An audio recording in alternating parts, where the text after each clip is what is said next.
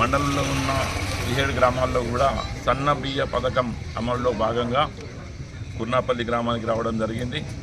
ఇక్కడికి విచ్చేసినటువంటి పెద్దలు మా మిత్రులు బిల్లా రామ్మోహన్ గారు, అలాగే గ్రామ పార్టీ అధ్యక్షులు రాజాగౌడ్ గారు, అలాగే గ్రామ పార్టీ సెక్రటరీ కృష్ణారెడ్డి గారు మరియు నా తోటి మిత్రులు ఈ కుర్నాపల్లి గ్రామ నాయకులందరికీ కూడా నా యొక్క హృదయపూర్వక ధన్యవాదాలు తెలియజేసుకుంటూ ఇట్లాంటి ప్రతిష్టాత్మకమైనటువంటి పథకాన్ని ప్రవేశపెట్టినటువంటి రేవంత్ రెడ్డి గారికి, అలాగే మా మాజీ మంత్రివర్యులు సుదర్శన్ రెడ్డి గారికి, కాబోయే మంత్రివర్యులు ఇద్దరికి కూడా హృదయపూర్వక ధన్యవాదాలు తెలియజేసుకుంటూ మాది ప్రజల చేత ఎన్నుకోబడ్డ ప్రజాప్రభుత్వం. ఈ ప్రజాప్రభుత్వంలో గత పాలకులు చేసినటువంటి అప్పులు వడ్డీలు కట్టుకుంటూ రోజుకు ఒక చొప్పున కొత్త పథకాలు అమలు చేసుకుంటూ నేడు ఈ ప్రతిష్టాత్మకమైన పథకాన్ని అమలు చేస్తున్నందుకు మాకు చాలా సంతోషకరమైన విషయం.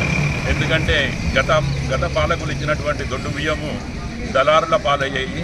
ఇక్కడ ఉన్నటువంటి లబ్ధిదారులు తినలేక వాళ్ళు దళారులకు 7 రూపాయలకు 8 రూపాయలకు అమ్ముకోవడం, వాళ్ళు తీసుకెళ్లి రైస్ మిల్లర్లు అమ్మడం, రైస్ మిల్లర్లు మళ్ళా రీసైక్లింగ్ చేసి సివిల్ సప్లైస్కి అమ్మడం, మళ్ళీ అదే బియ్యం మళ్ళా లబ్ధిదారులకు రావడం జరిగేది.